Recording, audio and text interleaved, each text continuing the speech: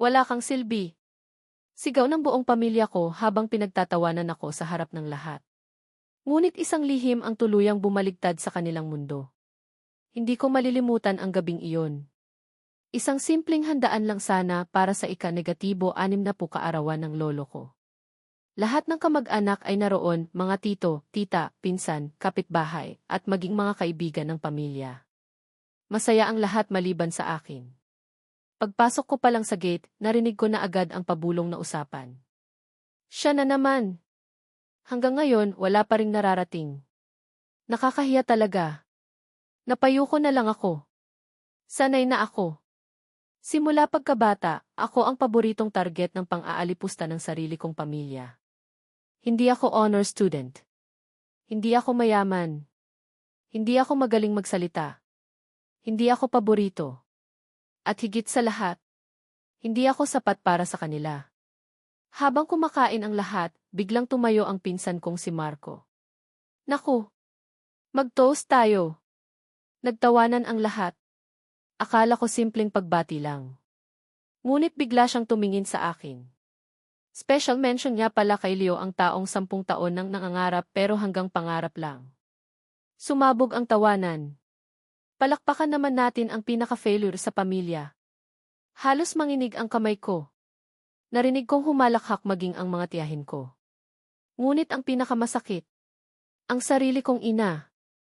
Anak kasi, tamad. Tumango ang tatay ko. Wala talagang mararating yan. Parang may kutsilyong paulit-ulit na tumarak sa dibdib ko. Hindi ako makapagsalita. Gusto kong sumigaw. Gusto kong umalis. Pero nanatili akong nakaupo. Habang patuloy ang pangutya. Magkano na ba ipon mo?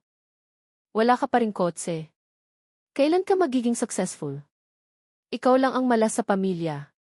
Bawat salita. Parang pandurog ng natitira kong dignidad. Tumayo ako. Tahimik. Akala nila iiyak ako. Akala nila lalayas ako. Ngunit bago pa ako makapagsalita, biglang dumating ang isang itim na sasakyan sa harap ng bahay. Lahat ay napalingon. May babaeng nakaformal na damit ang bumaba. Diretso siyang lumapit sa akin. Sir Liu. Nagulat ako. Opo. Inabot niya ang isang makapal na sobre. Congratulations.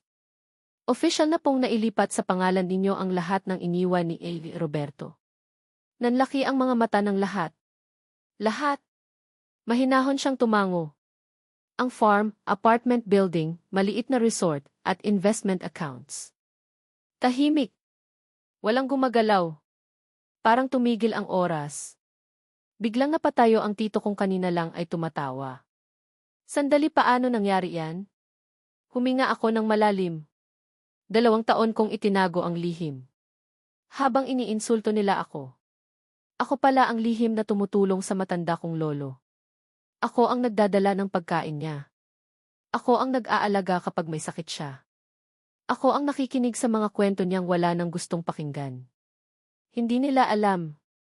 Dahil abala sila sa pagmamayabang. Isang araw, sinabi ng lolo ko. Anak, hindi kayamanan ang gusto kong ipamana. Tao ang hinahanap ko. At natagpuan niya iyon sa akin. Biglang lumuhod ang isa kong tiyahin. Leo, patawarin mo kami. Sumunod ang isa. Nagkamali kami. Maging ang pinsan kong kanina inangungutya ay yumuko. Pinsan, biro lang naman. Napangiti ako. Pero hindi dahil nanalo ako. Napangiti ako dahil ngayon. Nakikita ko kung gaano kabilis magbago ang pagtingin ng tao kapag pera na ang usapan. Tumingin ako sa kanila. Hindi pera ang kulang sa pamilya natin, kundi respeto. Tumulo ang luha ng nanay ko. Anak, mahinahon kong sinabi.